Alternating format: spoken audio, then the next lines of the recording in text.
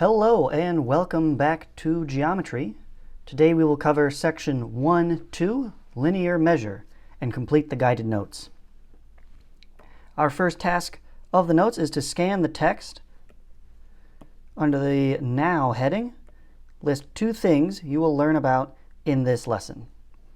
So now, in section 1-2, we will learn about measuring segments and how to calculate with measures. So let's write those down now. Number 1, measure segments.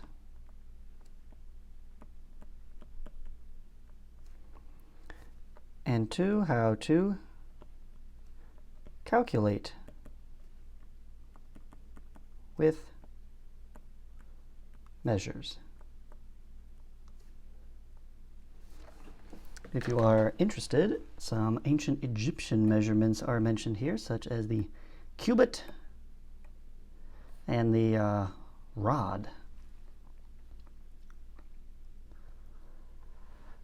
All right, next up is vocabulary. As before, I will read through the standard text and we will pause and fill in vocabulary terms as we come to them.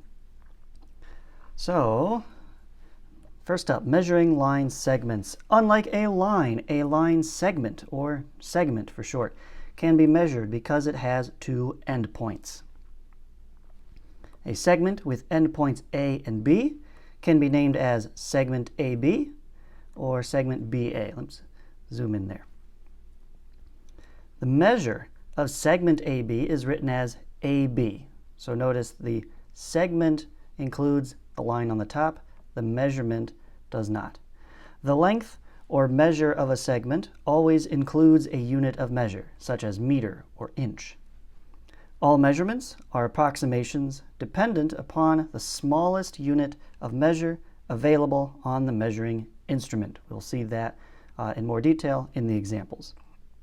But we have our first term here, not listed in the same order. We're given line segment first, a portion of a line with 2 endpoints.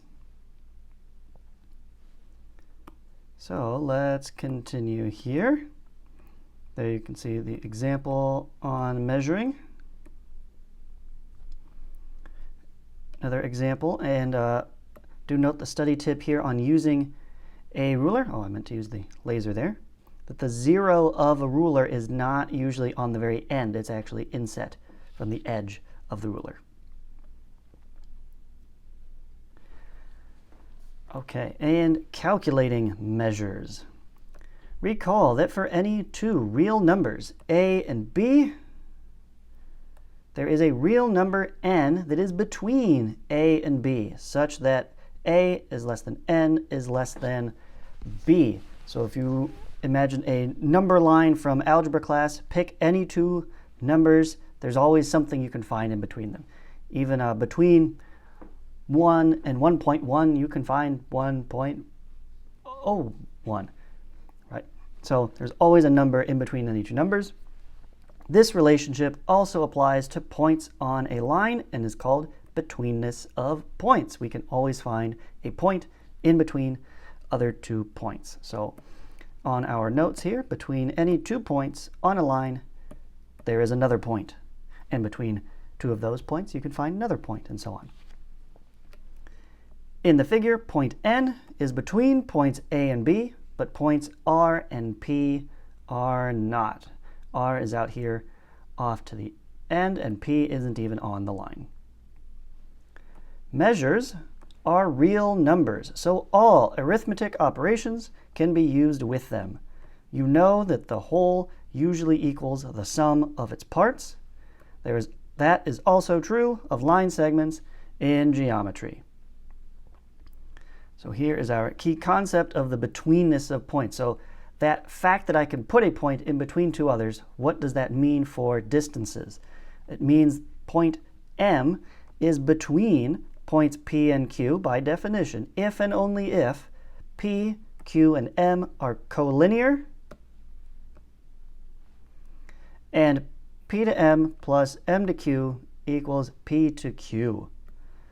P P to M, distance from P to M, so from one end to the between point, and from that between point to the other end is the same as the total distance end to end. So for our definition here, we will have point A is between two other points, B and C. A, B, and C are on the same line, and B to A plus distance A to C equals distance BC.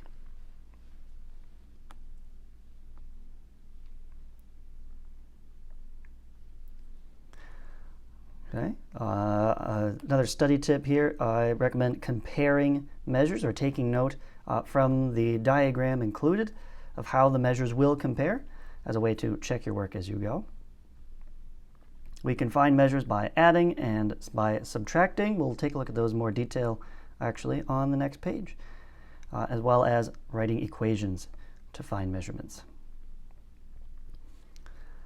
Next paragraph is one sentence. Segments that have the same measure are called congruent segments. So there's our last vocabulary term, actually. Last on the list anyway. Congruent segments, two segments with the same measure. Take a note at the key concept here. Congruent segments have the same measure.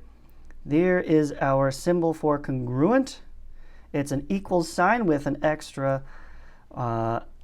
tilde on top of it, and is read as is congruent to. And then the red marks on the figure also indicate congruence. So this statement would be read as segment AB is congruent to segment CD.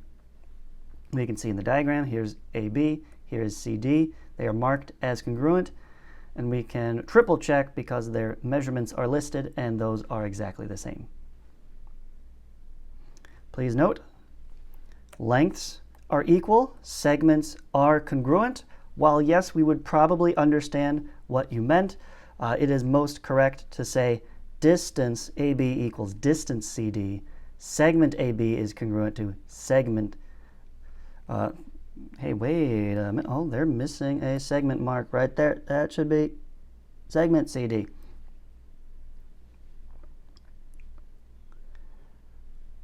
Okay, and we could even look at congruent segments within a graph there. All right, and finally, drawings of geometric figures are created using measuring tools such as a ruler and protractor. Constructions are methods of creating these figures without the benefit of measuring tools. Generally, only a pencil or pen, straight edge, and compass are used in constructions. Sketches are created without the use of any of these tools. We will do a lot of sketches in our notebooks this year. We'll maybe do a few constructions together in class and drawings on a level maybe for a project or so.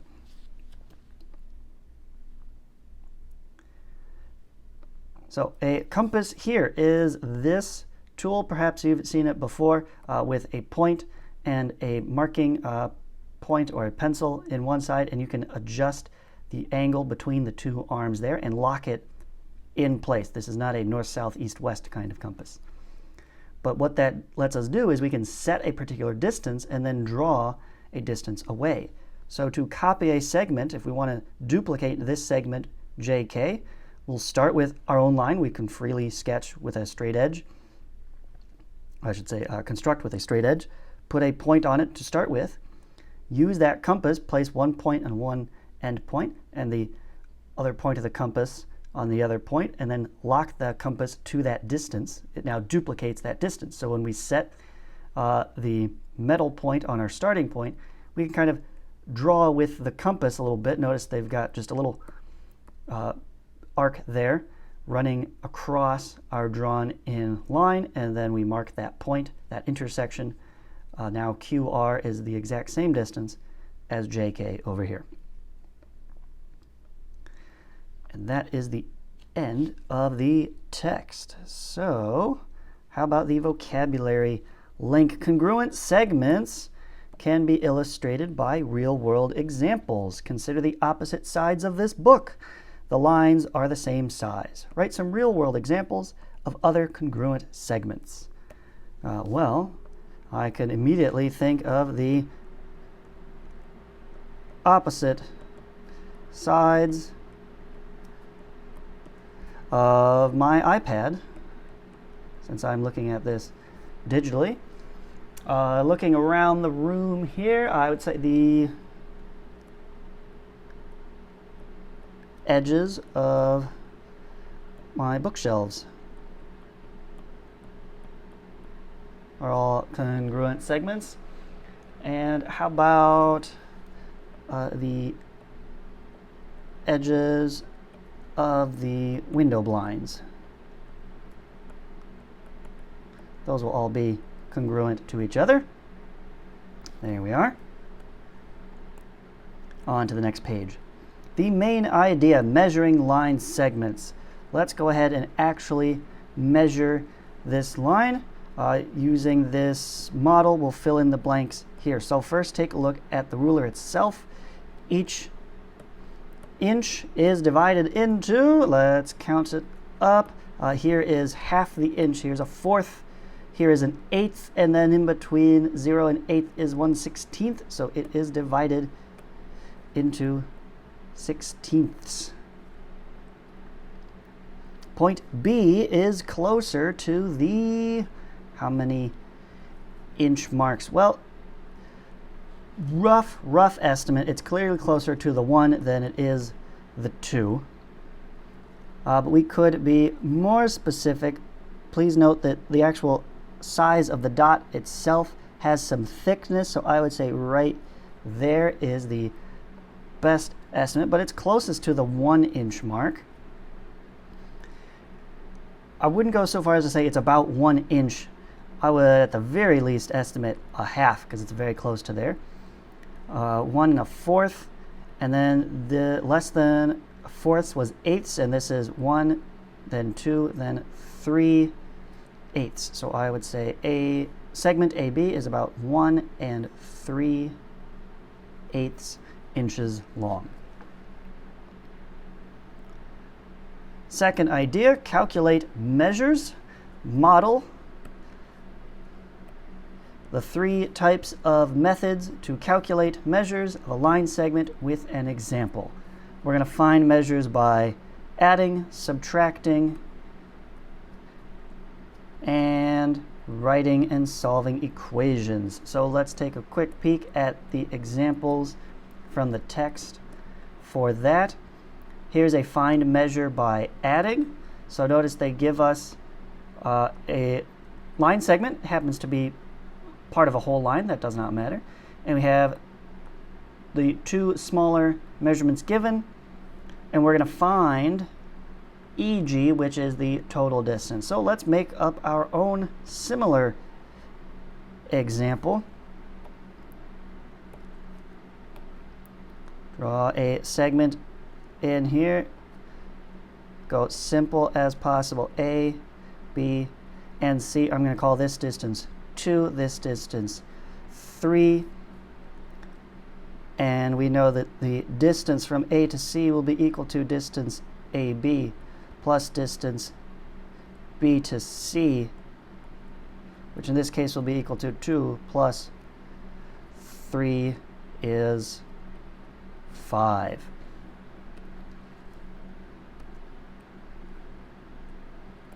What about finding by subtracting? So for a subtraction example, our segment here has the whole length given and 1 piece given, and we're going to find the length of the other piece. So let's make another segment.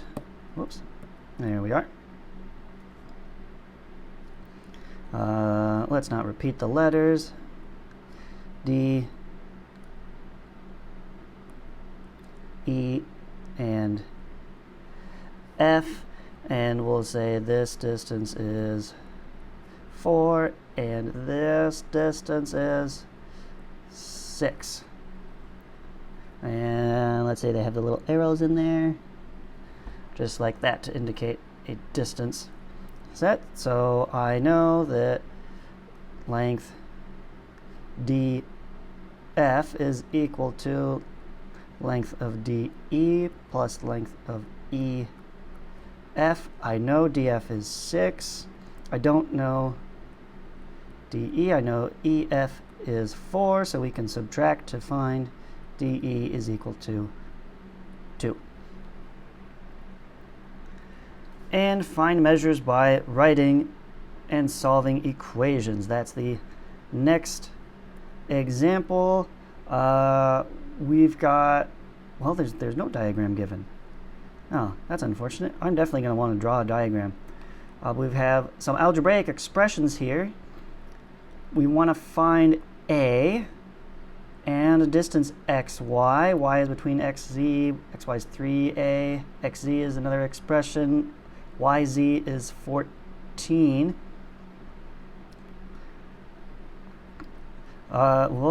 So what we need to do is create our own segment here. So again, and we'll call it G, H, and I, and let's decide that this is 2x and this is 4, and the total distance is supposed to be 12. All right.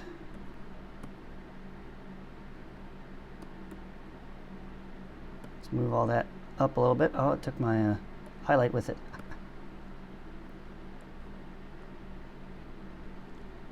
Auto deselect eraser. It's fine. I got this. All right. So then total distance GI equals distance GH plus distance HI. That means distance 12 is equal to 2x plus 4. Subtract 4 from both sides. 8 is equal to 2x, and then finally divide both sides by 2. So x is equal to 4. Circle my final answers.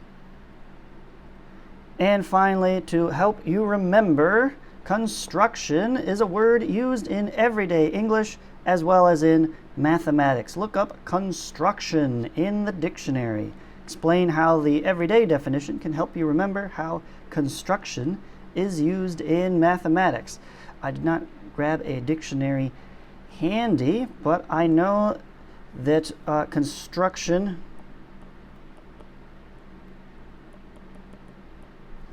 in everyday uses means to build.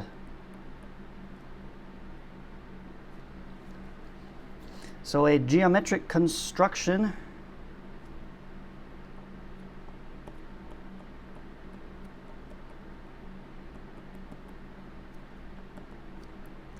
is built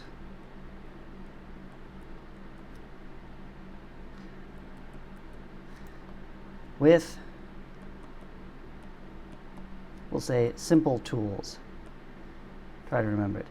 It's like we were building a house with nothing but, a hammer and nails. We're limited, somewhat limited. We don't have the full suite of drawing tools, so we will merely construct it to build our geometric drawing there with our compass and straight edge. This concludes the guided notes for section 1-2. Come back for part 2 to complete the example problems from the section. So long, farewell, enjoy the rest of your day.